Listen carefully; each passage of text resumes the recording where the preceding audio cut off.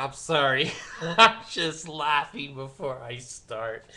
You know, here's another episode of comedy that goes on in the Mormon church. And I don't know. And again, if you're LDS, you know this crap, so just turn it off. But if you're not LDS, this is kind of an interesting um, a thing that happens to every LDS person who ever paid a cent of tithing in a calendar year. Right about in November, just just before Thanksgiving, I think the LDS church becomes thankful for the money you sent into them for the year because you start to get announcements over the podium and people contacting you, like the executive secretary to the bishop, that you need to come in and sign up for tithing settlement. If you've never heard that term, that's a common term in the secretive parts of the Mormon Church. The missionaries are never going to say to you when you're investigating the church, don't forget now, in December you have to go in for tithing settlement. Now, what this is, Jesus, I don't know what this is. I don't even know what it is. I was a member for 50 years and I still don't know why.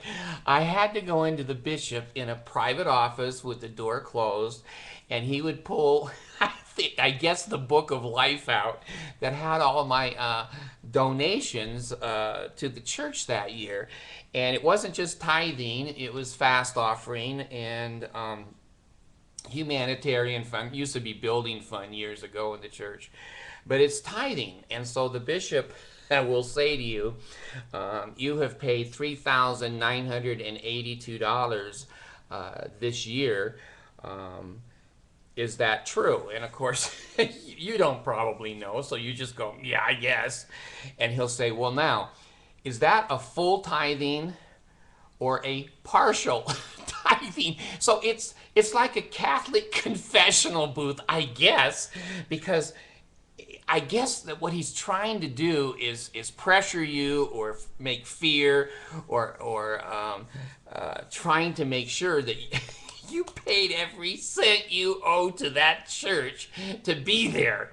And so, if you had skipped a tithing payment, or maybe you did it on the net rather than on the gross, you might say, well, it's a partial tithing. And so now you're in doggy shit land because whether you ever get a temple recommend or not could be related. Now, sometimes it's not, but it could be related to that you're not a full tithe payer, so you're not going to the temple, you're not going to see your children get married. There is punishment after punishment after punishment. And so I don't know. I never was a liar. I just have a really hard time lying. I just can't do it. And so I would probably say partial tithe payer, and then the church would be all over me. I didn't have a recommend. I didn't get to see my kids married. And so that is one of the questions that you get in tithing settlement. And so it is, well, I don't want to use the word requirement because some people don't go, and there's not a real punishment for that, but there's that kind of look that you get across the room that you didn't come to tithing settlement. And so that is one of the rules, and children have to go in if they've paid tithing, old people, young people, it doesn't matter. And you have to confess to the bishop that you have paid a full tithing, and then of course you're all congratulated and they're happy campers. But if it's been a partial tithing, you have cheated the Lord. Now see, they always say this in the Mormon church: the Lord doesn't need your money. The Lord doesn't need your money. You need to pay your money as a test for faith, and then you can have blessings. That's what they say. Now, here's what they mean. We need your money. Monson has a Learjet, and he needs gas. That thing is $1,000 an hour just for fuel to fly. And that basically we have six-figure incomes. We have all kinds of insurance, 401ks. Our kids get to go to BYU for free. And we have all kinds of perks all over the world. We need your money. And they're right. The Lord doesn't need our money. So one of the first things I begin to see that they're telling the truth. And they'll say to you, it's not your money. It's the Lord's money. Well, I work construction sometimes in my career, in between classes at college and BYU, of course. And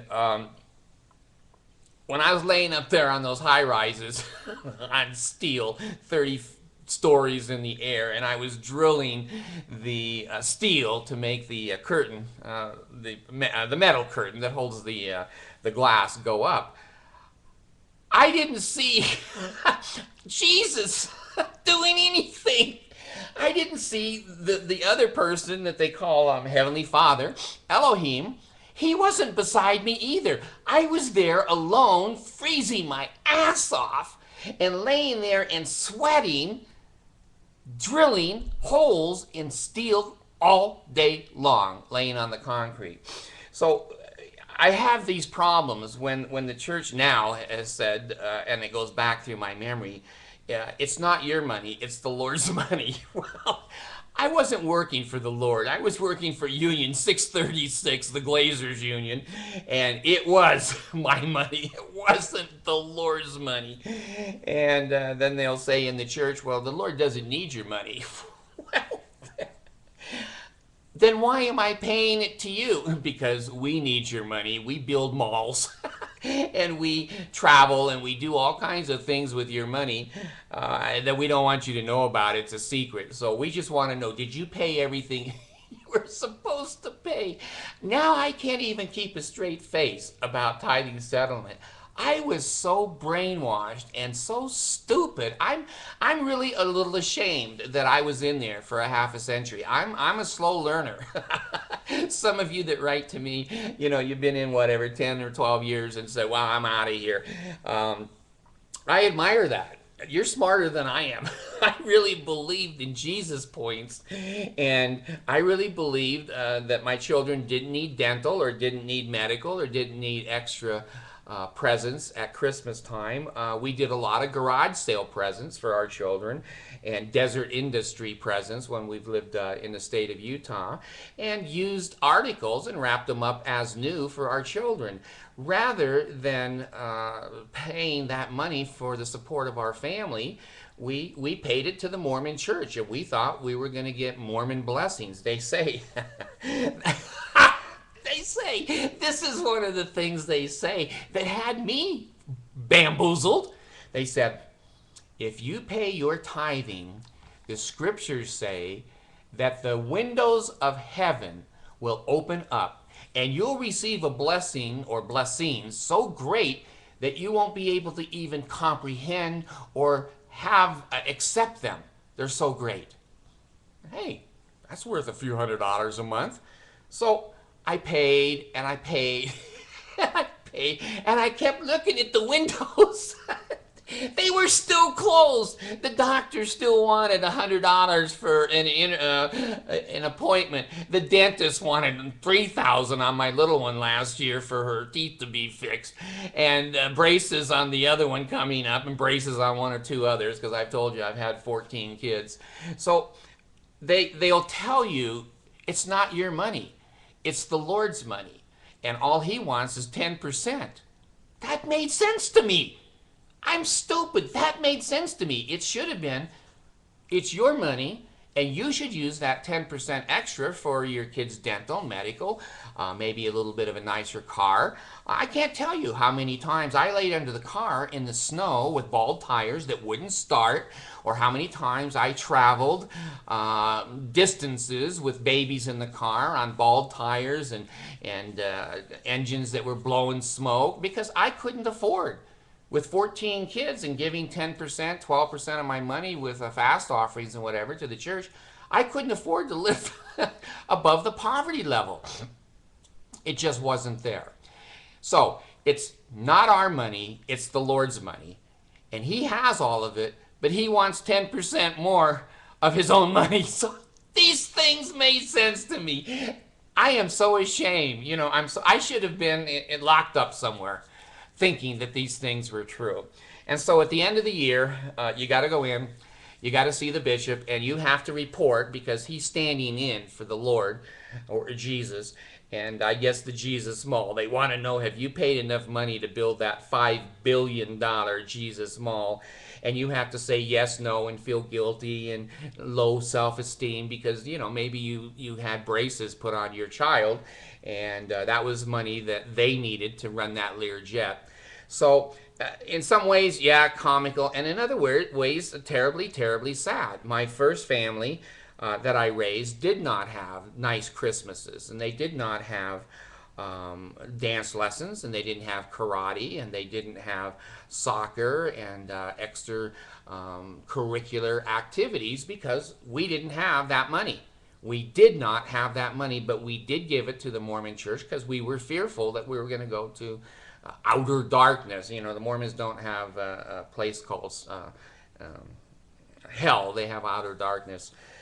So anyway, my last family here that I'm raising, my one girl has piano lessons, and she also has dance lessons, and then I have another one that has karate lessons, and I have one that stays after school and does the basketball and decorates and doesn't have to come home and work like a slave like my other kids did because mom was working constantly. And so our life now is better, much better. We have 2 new cars, and they start in the wintertime. And I can't tell you, I just said to my wife yesterday, I said, honey, I can't tell you how thankful I am that I can go out and put a key in the ignition of a car in the middle of winter, 10 below, and it starts. And the heaters come on, the seat heaters come on, and the tires are not bald, and they have computers to help you stop.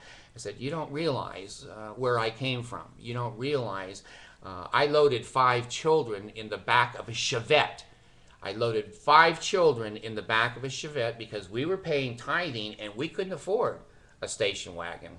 And I drove them from California to Oklahoma and back. This was before the seat belt laws. So I popped the back, summertime, I popped the back of the hatchback open because we had to put 3 kids back there. So been there, done that. I've sacrificed my money, and I have compromised my position as a father that I should have spent that money on my children. I didn't. I gave it to the Mormon church. And what did I get for my tithing? I got quad bypass surgery a year ago from stress. I got guilt and pain because I saw that family grow up with very little, and I have a lot of repercussions from those kids. Those kids do call me. They're grown. I've got kids that are 42, 44 years old, and they call me and say, Dad, you screwed us. I go, yeah, I did. And, well, Dad, you never took us anywhere. I know, I didn't have any gas, and the car wouldn't start. And, well, Dad, you weren't a good dad. And, well, you know what? They're right.